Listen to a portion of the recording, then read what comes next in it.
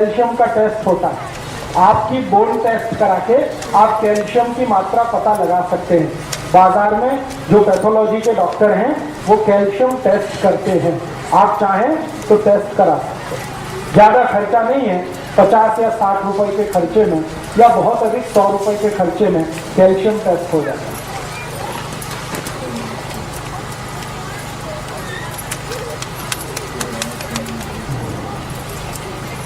बहुत ज़्यादा कुछ नहीं, बहुत ज़्यादा।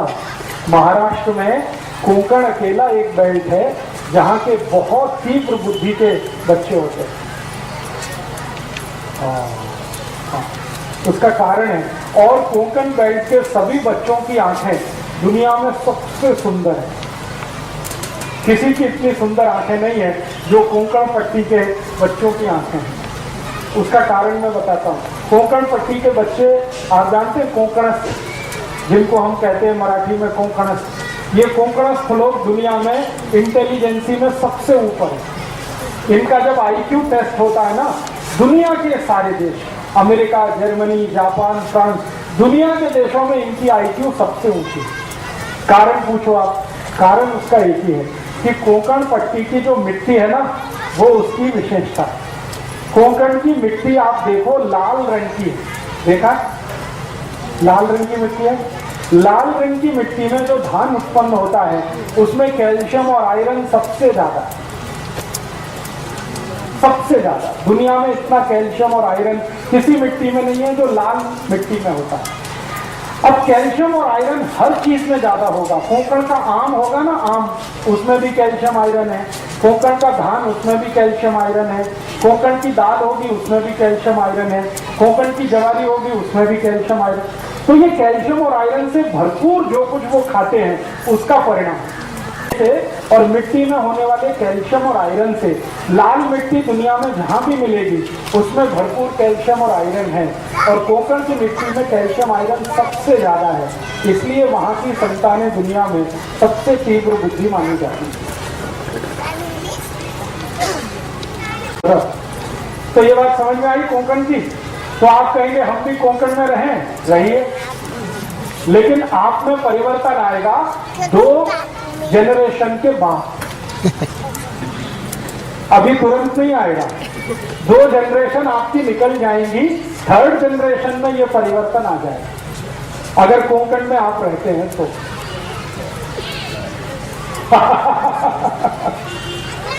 हाँ, अब आप देखिए, इनका तो सवाल और भी अच्छा है कि कोंकण में हम नहीं रह सकते, कोंकण को अपने घर में ला सकते हैं। मतलब ये है कि ऐसा धान्य खाएं जिसमें आयरन और कैल्शियम ज्यादा हो, तो वो आपके घर में भी होगा। तो ऐसा धान्य खाइए जिसमें कैल्शियम और आयरन ज्यादा हो। अब कैल्शियम और आयरन का धान्य ज्यादा होगा तभी संभव है कि जो धान्य को उत्पन्न करने में यूरिया DAP ना डाला गया हो, तभी वो संभव है। तो बिना यूरिया, बिना DAP का धान्य पैदा करिए 3 बरस तक, 4थे बरस से आप खाना शुरू करिए तो आप में कोंकण आ जाएगा।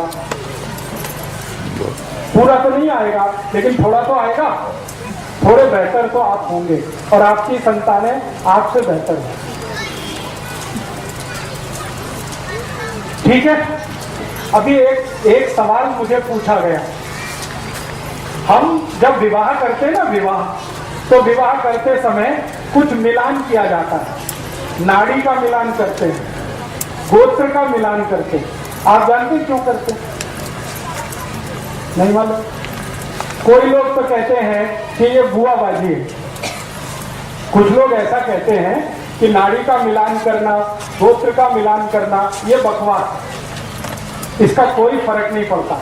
लेकिन इसका फर्क बहुत गहरा है, ये साइंटिफिक बात है।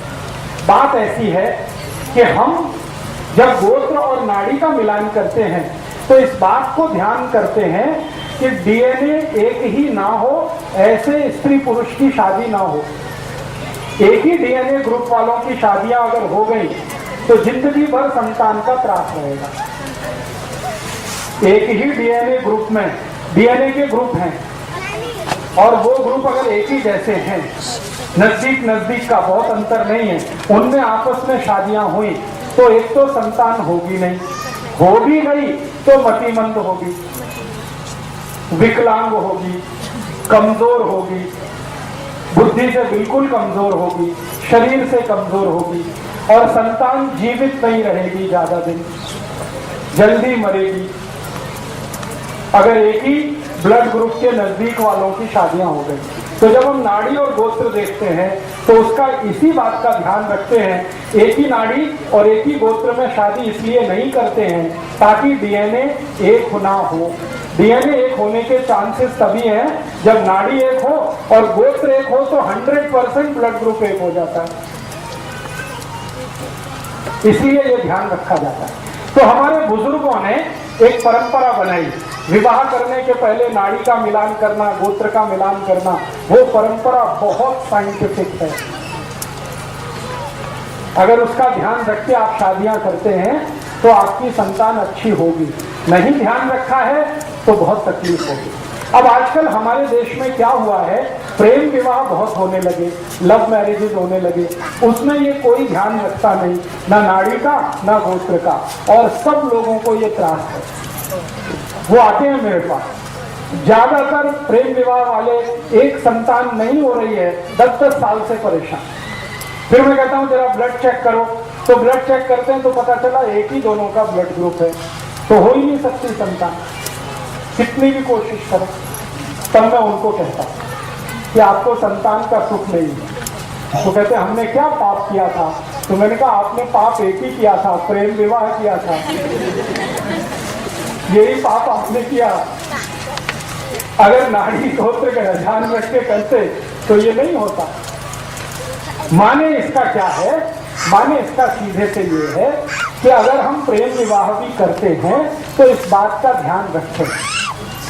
अगर इस बात का ध्यान आप नहीं रखते तो आपको भविष्य में बहुत तकलीफें आएंगी।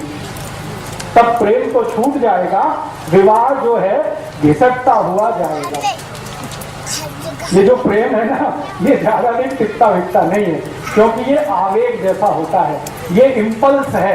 एक कुछ खास तरह का हार्मोन हमारे माइंड में बनता है, उसका नाम है डोपामाइन।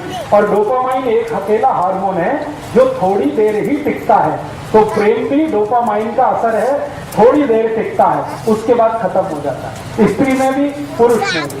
और जब प्रेम खत्म हो जाता है तब जीवन में असली संघर्ष शुरू होता है, असली। और वो इतना खराब संघर्ष होता है कि कोई देख नहीं सकता। थोड़े दिन पहले तक दोनों एक दूसरे के लिए मरने की तैयारी में हैं, और डोपामाइन खत्म होते ही एक दूसरे को मार डालने की तैयारी में। ये ऐसी हालत हो जाती है। एक दिन पहले तक या 2 दिन पहले तक या 5-10 दिन पहले तक किसी स्त्री को उसका पुरुष और किसी पुरुष को उसकी स्त्री दुनिया का सबसे सुंदर, इससे ज्यादा सुंदर तो हो ही नहीं सकता। और 5-6 दिन के बाद ही दुनिया का सबसे कुरूप चेहरा वही है जो उसकी अपनी स्त्री है या उसका अपना पति है। ये सारा खेल डोपामाइन का है। तो प्रेम विवाह जो होते हैं ना, इनमें मैंने अक्सर देखा कि विवाह होते ही प्रेम थोड़े दिन में फना हो जाता है, खाली विवाह रह जाता है, लव चला जाता है, मैरिज रह जाती है, और वो ऐसी घिसटती है जैसे एक टांग का आदमी घिसटता है। तो आप जीवन में कोई फैसला करें तो किसी आवेग में ना करें, मेरा ये कहना। एक डॉक्टर की नाते मैं आपको सलाह दूंगा कि कभी भी जब आपके मन में इंपल्स बहुत ज्यादा हो तो कोई फैसला मत करिए, क्योंकि फैसले के गलत होने की शक्यता सबसे ज्यादा। इंपल्स बहुत है तो एक बात याद रखिए, डोपामाइन नाम का हार्मोन बहुत है, और ये हार्मोन है विवेक को खत्म कर देता है। विवेक काम ही नहीं करता, विवेक काम नहीं करेगा, फैसला गलत होगा। फैसला गलत होगा, जीवन भर आप पछताएंगे कि हमने एक समय पे छोटा सा गलत फैसला किया, उसका दुष्परिणाम जीवन भर भुगतना पड़ा। तो ये आप मत करिएगा। प्रेम करिए, लेकिन विवाह करने से पहले इन बातों का ध्यान रखिए। मैं ये नहीं कहता कि प्रेम मत करिए, प्रेम तो बहुत आवश्यक है जीवन को आगे बढ़ाने के लिए, ले जाने के लिए, लेकिन प्रेम का आवेग खतरनाक है। प्रेम खराब नहीं है, उसमें जो आवेग है, इंपल्स है, वो बहुत खतरनाक है। उसको ध्यान रखिए, आपकी संतान के विषय में सोचकर, देश और समाज और धर्म के विषय में सोचकर। ठीक है, अभी एक दो प्रश्न आ गए। हाँ, ब्लड ग्रुप दोनों का अलग रहे हमेशा, पति और पत्नी का, ये ध्यान रखिए। एक का पॉजिटिव हो, दूसरे का निगेटिव हो, चलेगा। जैसे किसी का बी पॉजिटिव है पति का, पत्नी का बी नेगेटिव है तो भी चलेगा, लेकिन दोनों का बी पॉजिटिव होगा तो तकलीफ, दोनों का बी नेगेटिव हुआ तो तकलीफ। थोड़ा भी अंतर रहना चाहिए, थोड़ा भी अंतर हमेशा रहना चाहिए। जी जी हाँ, अभी हमारे देश में कुछ परिवारों में ऐसा होता है कि रिलेशन में शादियां होती हैं। ये पूरे भारत में तो नहीं है, महाराष्ट्र में है और थोड़ा सा दक्षिण में कर्नाटक में है। तो कर्नाटक और महाराष्ट्र छोड़ के तो बाकी नहीं, लेकिन हम रिलेशन में शादियां कर रहे हैं। जरूर करिए, लेकिन एक ही चीज का ध्यान रखिए, दोनों का ब्लड ग्रुप सेम ना हो। अगर सेम है तो कोशिश करिए आगे से अवॉइड करें। अब कर ली है तो अब उसमें तो कुछ नहीं, जो हो गया तो बात खत्म हुई। लेकिन आगे से आप दूसरों को जब सलाह करें तो ये ध्यान रखिए उनको कि ब्लड ग्रुप सेम ना हो तभी शादी करें, भले वो नजदीकी रिश्तेदार हो तो। और कोई प्रश्न? कि पति पत्नी दोनों वैवाहिक जीवन जब शुरू करें, अच्छी संतान होना, उसके लिए हमेशा दक्षिण की दिशा में सिर करके सोएं। ये बहुत जरूरी बात थी, मैं भूल गया। पति पत्नी जब अपना जीवन शुरू करें तो हमेशा सिर दक्षिण की दिशा में रख के सोएं, साउथ में। ये भी नियोजन का एक हिस्सा है। और कोई प्रश्न? जी, अब देखिए, एक विज्ञान की माहिती के लिए मुझे पत्र लिख के आया। हमारे शरीर में क्रोमोसोम्स होते हैं जिनको हम गुणसूत्र कहते हैं, एक्स और वाई। तो एक्स और वाई जो क्रोमोसोम्स हैं उसके बारे में एक मोटी माहिती आप सभी को है। एक्स और वाई अगर आपस में मिलेंगे तो हमेशा पुत्र होगा, लड़का होगा। एक्स और एक्स मिलेंगे तो हमेशा बेटी होगी, लड़की होगी। ये मोटी सी माहिती है। अब इसमें समरात्रि का क्या संबंध है? मैंने बोला ना, हमारी पत्नी के या स्त्री के मासिक चक्र के शुरू होने के दिन से 10वां दिन सम, 11वां दिन विषम, 12वां दिन सम, 13वां दिन विषम। तो ये सम विषम का गुणसूत्र के साथ कोई संबंध है? हाँ, संबंध है। जब सम दिन होता है तो उस दिन पुरुष का जो क्रोमोसोम्स है, स्त्री में तो 2 एक्स ही होते हैं, पुरुष में एक्स और वाई दोनों होते हैं। तो पुरुष का जो वाई क्रोमोसोम्स है वो बहुत पावरफुल होता है सम वाले दिन पर, इसलिए पुत्र होने की शक्यता सबसे ज्यादा है।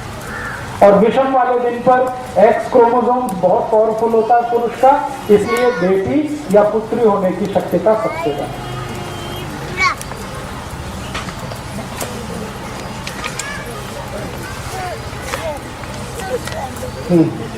अब देखिए, एक बहुत अच्छा सवाल है, वो सबके लिए मैं बोलना चाहता हूँ। स्त्रियों को जब मासिक पारी आती है ना, तो घर के जो पुराने बुजुर्ग हैं वो बहुत सारे कड़क नियम पालन करवाते हैं।